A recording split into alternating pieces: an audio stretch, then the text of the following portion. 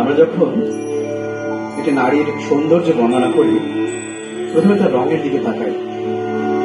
আমি বলি সে গৌর কন্যা কিনা, বা তার গমের মতো রং কিনা, বা তার দুধে হালকা রং কিনা। কিন্তু যারা জন্ম থেকে কালো, তারা অকারণেই বঞ্চিত হয়। এই সমাজে এখনো আমাদের সেই কালো মেয়ের প্রতি একটা কোথায় যেন আমাদের একটা দ্বিধা আছে। রবি ঠাকুর কালো মেয়ের বর্ণনা করেছেন এবং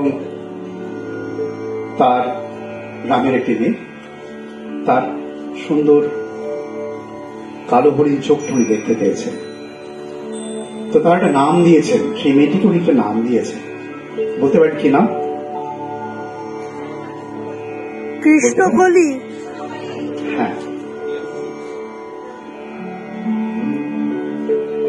কৃষ্ণকলি আমি তারি বলি, কালো তারে বলে গায়ের মেঘলা দিনে দেখেছিলে মাঠে ও কালো মেয়ে, কালো হরিণ চোখ, ঘোমটা মাথায় ছিল না তার মোটে, মুক্তদের পারে লোকে কালো, সে যত কালো দেখেছি কালো হরিণ চোখ। কৃষ্ণ করে আমি পারি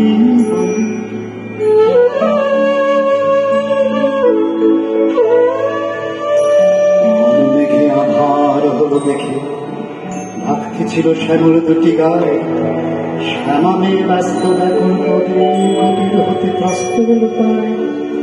আকাশ পানে আমি যুগাল ভরু, শুনলে বারে মেঘের গুরু গুরু। আকাশ পানে আমি যুগল ভরু,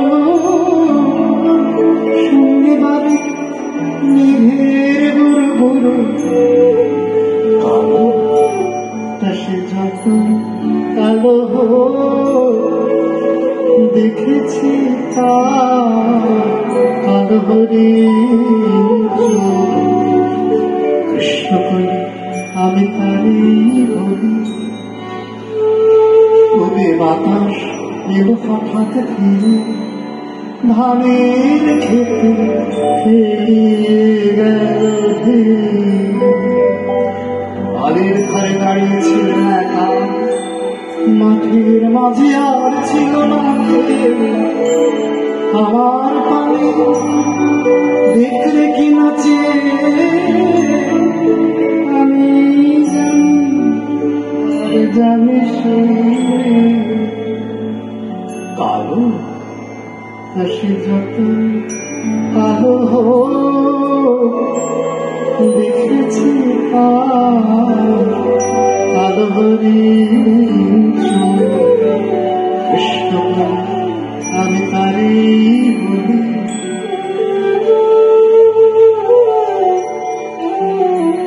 এমনি করে কালো কাজলে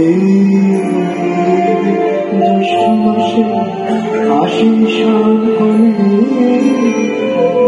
এমনি করে আলো কোনো ছায়া আষাঢ় মাসে নামে তোমার বলে, এমনি করে শ্রাবণ রজনীতে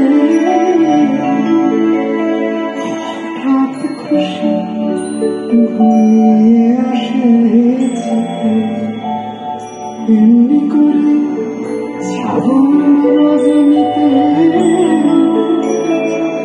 হঠাৎ খুশি ঘুমিয়ে আসে চিতে। কালো সে যত কালো দেখেছি তা হরিণ চোখ কৃষ্ণ করে আমি পারি আর যা বলে বলো কোন দেখেছিলেন ময়না পাড়ার মাঠে ও কারণে কালো হরিণ চোখ মাথার পরে দেয়নি তুলে লজ্জা পায়নি অবকাশ মাথার পরে দেয়নি তুলে